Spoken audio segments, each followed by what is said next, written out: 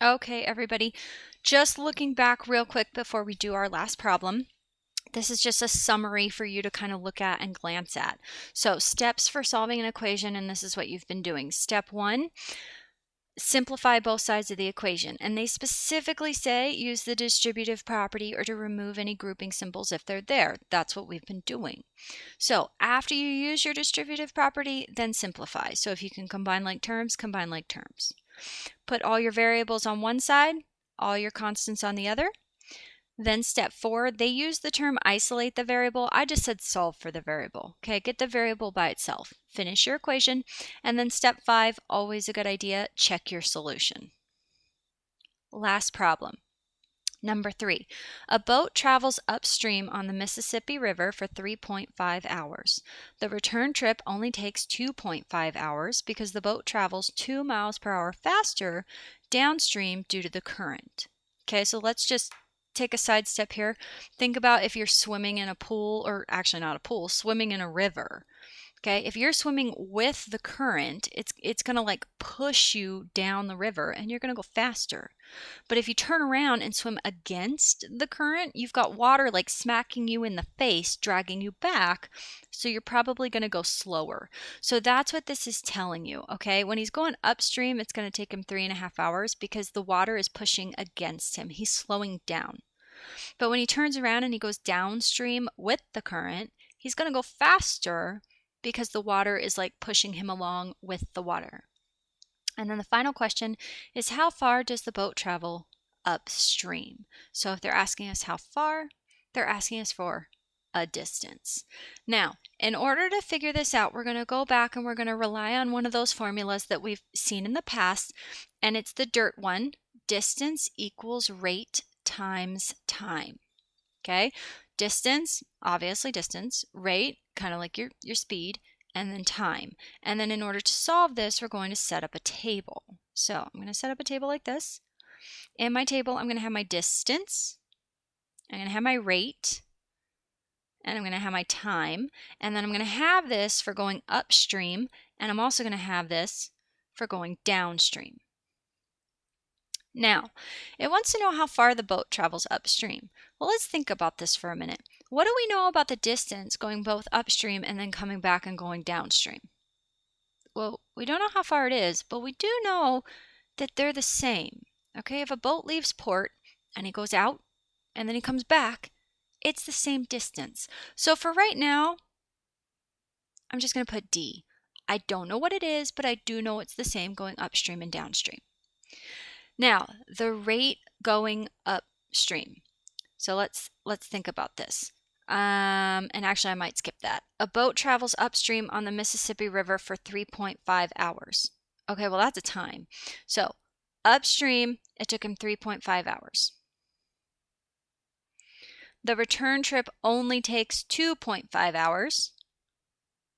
So going downstream, 2.5 hours, because the boat travels 2 miles per hour faster. Now, that's a rate. I don't know what that rate is, but I know it's 2 miles per hour faster when he's coming downstream. So let's think about this. What if his rate going upstream is just R? Then how do I record 2 miles per hour faster coming down? And that would be R plus 2. Now we have all our information. We're just now going to kind of substitute it into our equations. So for the first one, distance equals rate times time. I have distance equals rate times time. And in fact, this is R times 3.5. I really don't like it written that way. I'm just going to use my commutative property and kind of switch it around. And I'm going to make it 3.5 R. So distance equals rate times time. Okay, for my second one. Oh my heaven, I don't want my arrow there. I want it right here. Okay, distance equals rate times time. And notice I did times rate, same thing I did up here. And also use your parentheses. Now, if this is equal to D and this is equal to D, what do I know about this and this? And the answer is, well, if they're both equal to d, then really what I can do is I can use substitution and make them equal to each other. So I'm going to take my 3.5r and I'm going to make that equal to my 2.5r plus 2. And now I just have a linear equation using r that I can solve. So let's give this a try. So simplify both sides of the equation. The left is already done. So I'm going to have 3.5r equals. Now I'm going to distribute. So 2.5 times r is 2.5r. And then 2.5 times 2, if you're not sure, use your calculator, plus 5. Now that I've gotten rid of my grouping symbols, I've simplified both sides of the equation. We're going to put all the variables on one side, all of the constants on the other. So I'm going to subtract 2.5r. I'm going to subtract 2.5r. Bring down my equal sign. 3.5r minus 2.5r is 1r. And then the only thing I have left over here is 5. So that's telling me r equals 5. Now, think about this. This is r, okay? R stands for rate. The rate is how fast the boat is moving. So my rate is 5 miles per hour.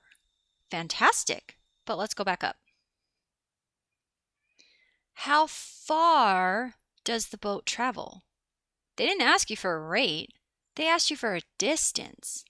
And all we found was the rate of the boat. The boat is traveling 5 miles per hour. Okay, so now I'm going to go, oh, but what about this equation right here?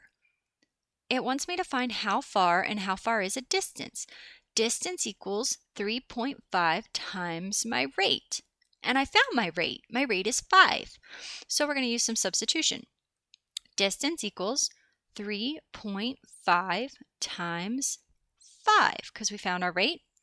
So then take your calculator, 3.5 times 5. Distance equals 17.5 miles. Which tells me that going upstream, he traveled 17.5 miles. Going downstream, you could substitute it right here as well. Okay, you could put your rate here and say your rate is 5 plus 2 is 7. 7 times 2.5 is also 17.5. You'll get the same answer. So going upstream, 17.5. Going downstream, 17.5. We found our rate as well, which is just more information, but final answer, 17.5 miles.